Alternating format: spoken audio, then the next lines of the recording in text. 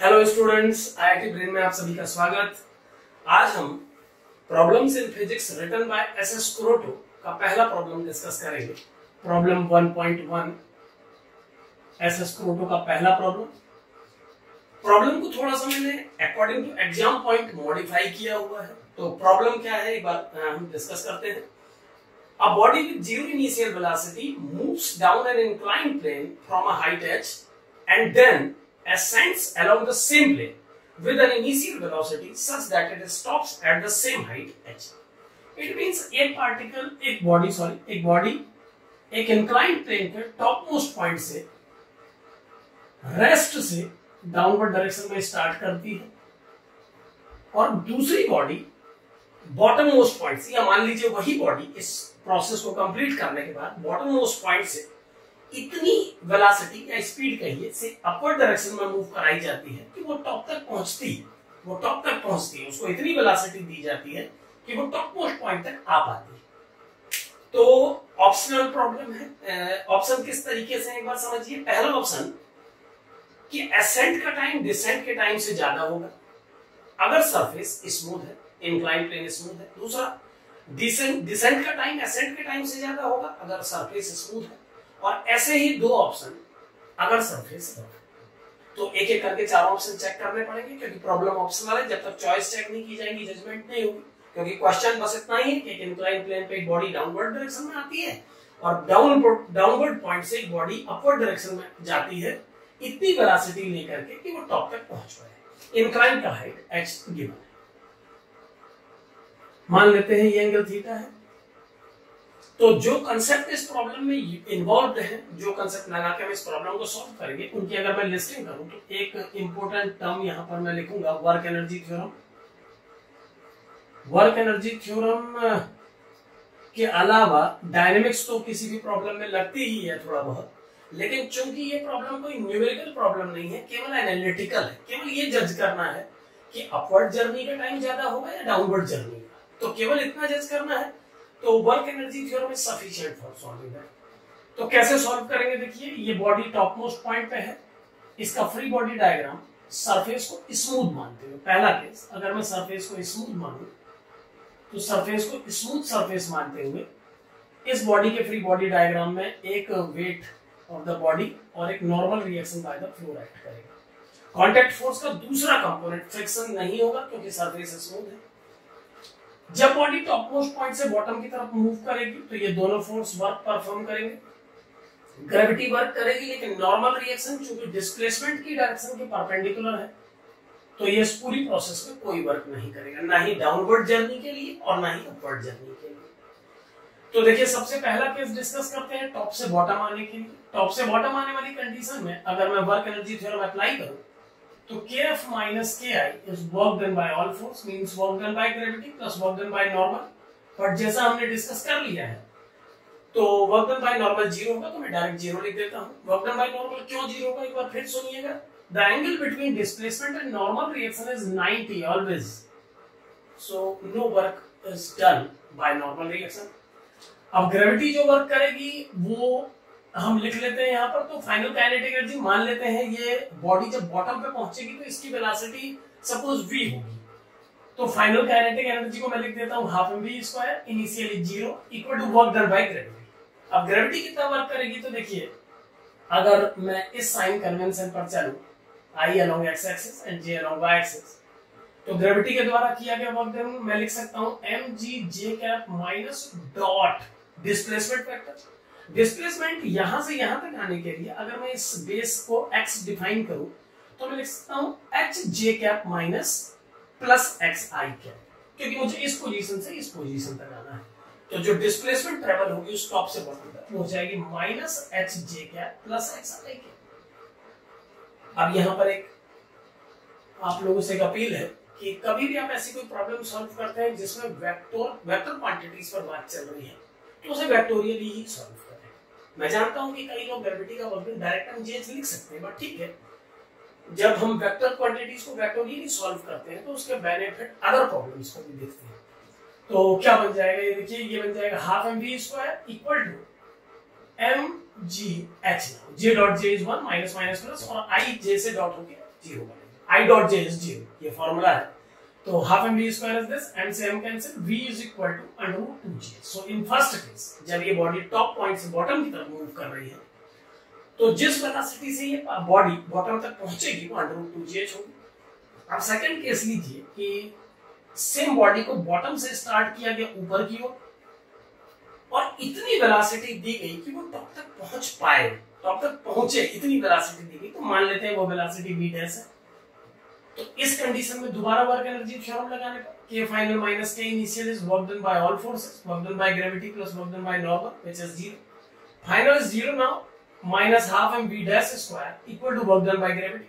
Work done by gravity is again mgh, ऐसे ही निकाला जा सकता है, माइनस mgh कह सकते हैं, माइनस mgh कह देता हूं क्योंकि इस केस में डिस्प्लेसमेंट का डायरेक्शन अपवर्ड है बट ग्रेविटी स्टिल अपनी डायरेक्शन में।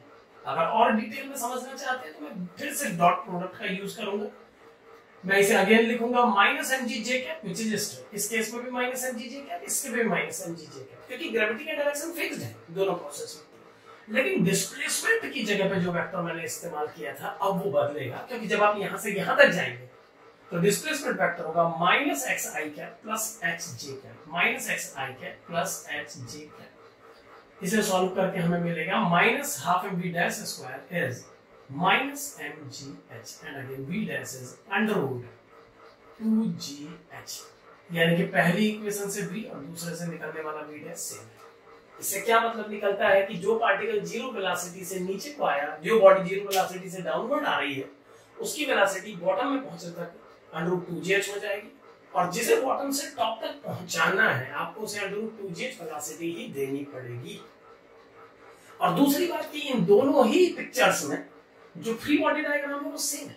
फ्री बॉडी डायग्राम सेम होने का मतलब है कि दोनों ही कंडीशंस में एक्सेलरेशन की वैल्यू सेम, बस अंतर इतना है कि जब पार्टिकल डाउनवर्ड डायरेक्शन में मोशन कर रहा है तो उसके मोशन का डायरेक्शन और नेट फोर्स का डायरेक्शन मैच करता है।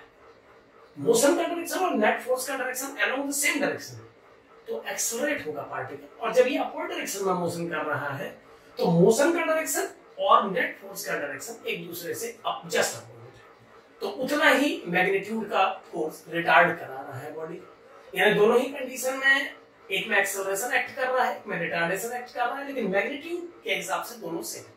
यानी कुछ इस तरीके से समझिए कि एक केस में जीरो से वेलोसिटी v हो जा रही है सेम एक्सेलरेशन के साथ, और दूसरे वेलोसिटी v से जीरो हो जा रही है सेम रिटार्डेशन के साथ। तो जिस केस में रिटार्डेशन हो रहा है उस केस को रिवर्स में देख लीजिए ना, इस केस को रिवर्स में समझिए। मान लीजिए पार्टिकल v वेलोसिटी से जीरो नहीं हो रहा है, जीरो से ही v हो रहा है, तो अपने आप आपको रिटार्डेशन एक्सेलरेशन दिखेगा।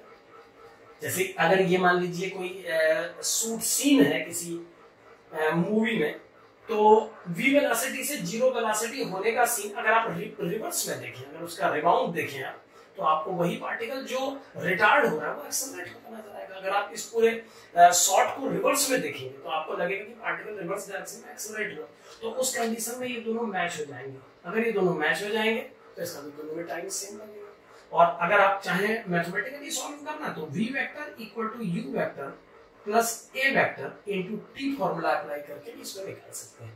फर्स्ट कंडीशन में आपको इनिशियल वेलोसिटी जीरो लेनी पड़ेगी और फाइनल वेलोसिटी v वेक्टर जो भी आई वो v वेक्टर हो जाएगा equal to a vector into t, और फिर कंपेयर करके आप t की वैल्यू निकालेंगे तो वो v mod by a mod आएगी। और सेकंड कंडीशन में जब आप v से जीरो वेलोसिटी पे आए तो बस डिफरेंस इतना रहेगा कि अब आप फाइनल वेलोसिटी को जीरो पुट करेंगे, इनिशियल को v पुट करेंगे, और अब आप a को माइनस से लिख भी देते हैं तो आपका जो इक्वेशन बनेगा वही बन जाएगा जो पहले का है। यानी दोनों ही कंडीशन में जो टाइम आएगा वो वेलोसिटी के मैग्नीट्यूड और एक्सेलरेशन के मैग्नीट्यूड के रेशियो के बराबर आएगा। तो ये तो चलिए फर्स्ट कंडीशन हो गई। यानी जब सरफेस स्मूथ होगा तो एसेंट और डिसेंट का टाइम सेम होगा, एसेंट का टाइम और डिसेंट का टाइम सेम होगा फर्स्ट कंडीशन। अब दूसरी सिचुएशन पे डिस्कस करते हैं। अगर ये सरफेस रफ होता, अगर ये सरफेस रफ होता और हमें केवल एनालिटिकली पता करना होता कि एसेंट का टाइम ज्यादा है कि डिसेंट का, तो वर्क एनर्जी थ्योरम को फिर से लगा के हम कैसे समझ पाते हैं इस बात को देखिए। फिर से मैं kf minus ki equal to work done by gravity plus work done by normal reaction जो कि जीरो है plus work done by friction, ये फॉर्मूला यूज करूंगा। इस बार मैंने फ्रिक्शन के वर्क डन को भी इन्वॉल्व किया क्योंकि अब सरफेस को मैं रफ मान के डिस्कस करूंगा। पहली कंडीशन में जब ये ब्लॉक डाउनवर्ड डायरेक्शन में आ रहा है, फ्रिक्शन अपवर्ड होता है, तो काइनेटिक एनर्जी इस फॉर्मूले में अगर मैं वैल्यू पुट करूं, मान लीजिए कि जीरो वेलोसिटी से आने वाला ये पार्टिकल जब बॉटम तक पहुंचेगा तब तक इसकी वेलोसिटी u डैश हो जाएगी। इस बार u डैश मान लेते हैं, पिछली बार हमने v और v डैश माना और दोनों को इक्वल लाके दिखाया। इस बार हम ऊपर से नीचे जर्नी के लिए u डैश मान लेते हैं, बॉटम फर्स्ट पॉइंट तक पहुंचने का वेलोसिटी बॉडी की, और अपवर्ड के लिए u डबल डैश मान लेंगे। तो पहली कंडीशन में ये बन जाएगा final kinetic energy half m u dash square initial zero, क्योंकि पार्टिकल ने रेस्ट से ही स्टार्ट किया है, equal to work done by gravity. अभी डायरेक्ट लिखा हूं mg, और अगर डिटेल में देखना चाहें तो अभी भी ये मैंने रब नहीं किया है बोर्ड से, ये लिखा हुआ है यहाँ पर। सेम प्रोसेस होगी, ग्रेविटी जो वर्क करेगी उसको वो इस बात से इंडिपेंडेंट है कि फ्रिक्शन एक्ट कर रहा है या नहीं कर रहा, ग्रेविटी तो उतना ही वर्क करेगी इस बात में। और फ्रिक्शन का जो वर्क डन होगा मैं बस उसे माइनस WF मैग्नीट्यूड लिख देता हूं, मतलब फ्रिक्शन ने जो भी वर्क किया उसके मैग्नीट्यूड को मैंने ये शो कर दिया है। और माइनस साइन मैंने इसलिए लगाया क्योंकि अगर ये पार्टिकल डाउनवर्ड डायरेक्शन में मोशन कर रहा है और फ्रिक्शन अपवर्ड है तो ये जो भी वर्क करेगा वो नेगेटिव वर्क करेगा।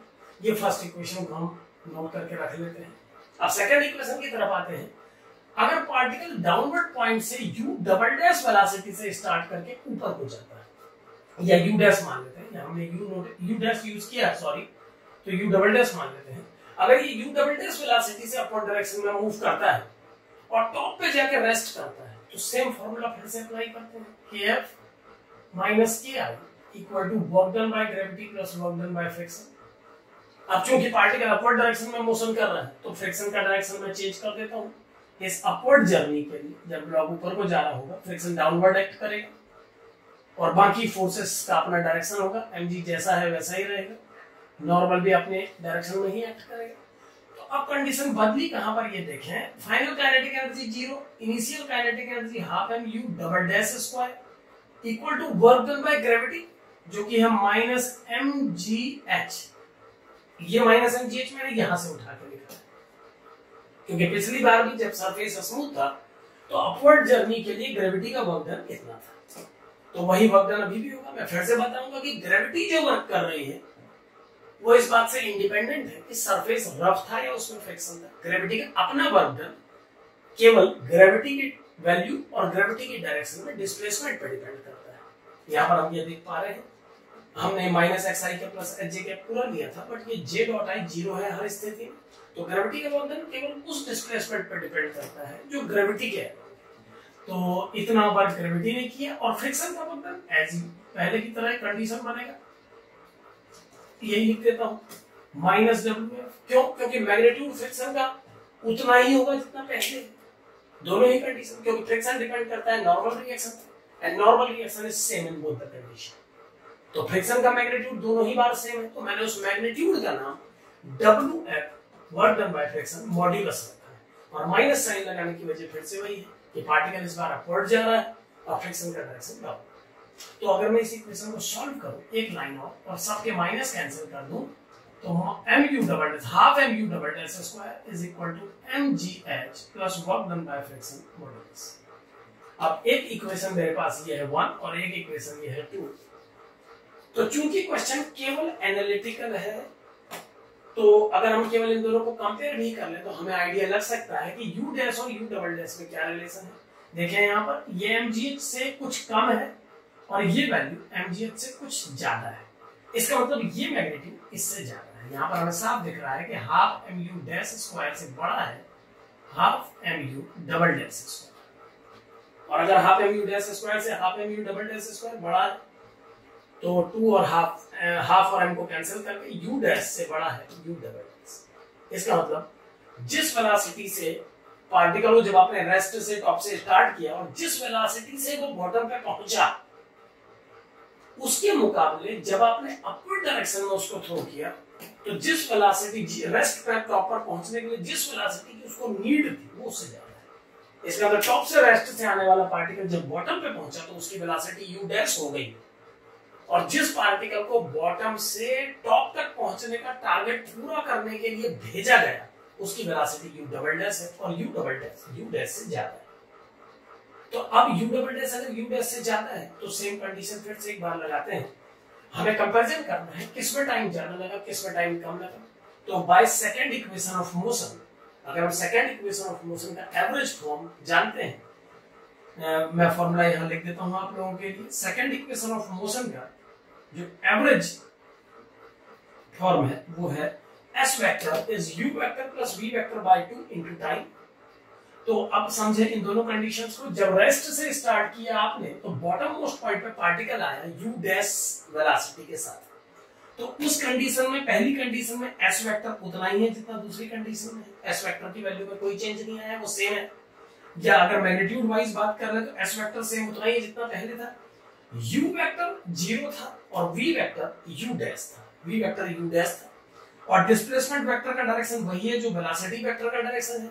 तो मैं किसी i j को बीच में नहीं ले रहा हूं, डायरेक्ट वेक्टर्स के बीच में इक्वल साइन लगा सकता हूं।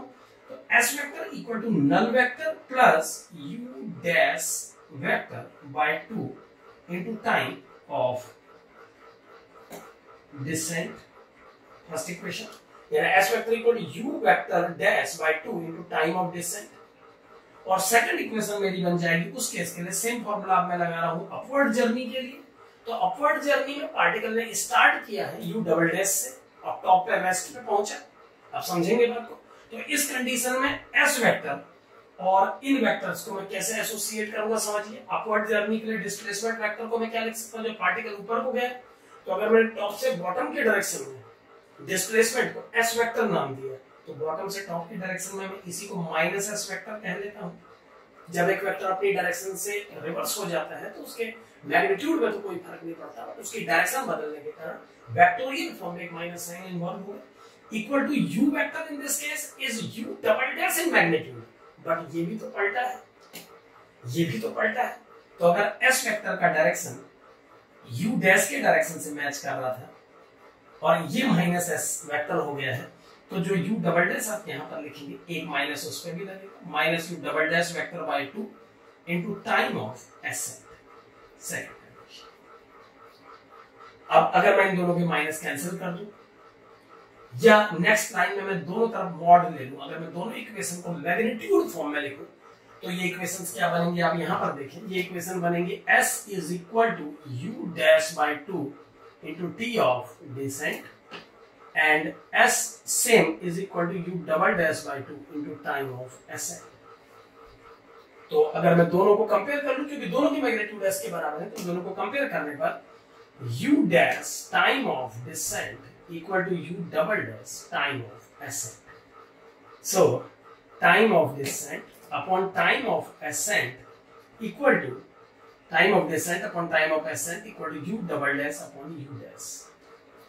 अब u डबल डैश और u डैश में क्या रिलेशन है, ये हमारे पास रखा हुआ है। u double dash u dash से बड़ा है, तो मैथमेटिकली अगर u double dash u dash से बड़ा है तो फिर टाइम ऑफ डिसेंट को भी टाइम ऑफ एसेंट से बड़ा होना चाहिए। इसका मतलब पार्टिकल को ऊपर से नीचे तक आने में, बॉडी को ऊपर से नीचे तक आने में ज्यादा टाइम लगेगा, और उसी बॉडी को अगर रेस्ट में टॉप तक पहुंचाना है तो उससे ज्यादा टाइम लगेगा। तो एक बार फाइनली मैं एक बार कंक्लूड कर दूं पूरे क्वेश्चन को। वर्क एनर्जी थ्योरम का इस्तेमाल करके ये प्रॉब्लम सॉल्व किया जाना चाहिए। टॉप मोस्ट पॉइंट से रेस्ट से स्टार्ट किया इसे मैंने और बॉटम पे पहुंचा u डबल डैश पहले केस में रेस्ट से स्टार्ट किया जब सरफेस स्मूथ था, तो पार्टिकल को रेस्ट से स्टार्ट किया, वो जिस वेलोसिटी से बॉटम पे पहुंचा वो √2gh है। और फिर हमने सॉल्व करके ये कैलकुलेट करके देखा कि स्मूथ सरफेस के लिए जिस वेलोसिटी की नीड है टॉप तक रेस्ट में पहुंचने के लिए वो सेम थी। तो इससे ये पता लगा कि स्मूथ सरफेस के केस में टाइम ऑफ एसेंट और टाइम ऑफ डिसेंट बराबर है। फ्रिक्शनल केस में चूंकि फ्रिक्शन भी वर्क कर रहा है, तो हमने यहां देखा कि रफ सरफेस होने के केस में डिसेंट के टाइम पे जो u डबल डैश की वैल्यू है वो mgh minus work done by friction के प्रोपोर्शनल है। u dash square is proportional to mgh minus work done by friction. और अपवर्ड जर्नी के केस में जो half mu double dash square है वो mgh plus work done by friction के equivalent, यानी u डबल डैश की वैल्यू u डैश से ज्यादा है और u डबल डैश की वैल्यू u डैश से ज्यादा है। फिर हमने ये कंक्लूड करने की कोशिश की कि टाइम को अगर इन्वॉल्व किया जाए तो इन दोनों केसेस में किसका टाइम ज्यादा है किसका टाइम कम है। तो उसके लिए हमने गैलीलियो सेकंड इक्वेशन यूज की और सेकंड इक्वेशन में फर्स्ट डिसेंट के केस में हमने वैल्यू अप्लाई की, फिर एसेंट की केस में सारी वैल्यू अप्लाई की और फिर दोनों को कंपैरिजन किया। इन दोनों की कंपैरिजन से हमें पता लगा कि time of descent upon time of ascent is u double dash by u dash. चूंकि u double dash u dash से ज्यादा है, ये पहले ही हम सॉल्व कर चुके हैं, तो डिसेंट का टाइम भी एसेंट के टाइम से ज्यादा है। इसका मतलब इस पार्टिकल को टॉप मोस्ट पॉइंट से बॉटम तक आने में ज्यादा टाइम लगेगा। और ये बिल्कुल सिंपल है क्योंकि इसका नेट एक्सेलरेशन डिक्रीज हो रहा है, लेकिन इसी पार्टिकल को बॉटम से टॉप तक जाने में कम टाइम लगेगा। क्यों? क्योंकि इसका एक्सेलरेशन बढ़ रहा है, ग्रेविटी का जो कंपोनेंट है वो भी डाउनवर्ड है और फ्रिक्शन भी डाउनवर्ड आ चुका है, तो इसीलिए डिसेंट में ज्यादा टाइम लगेगा, एसेंट में कम टाइम लगेगा। Thank you.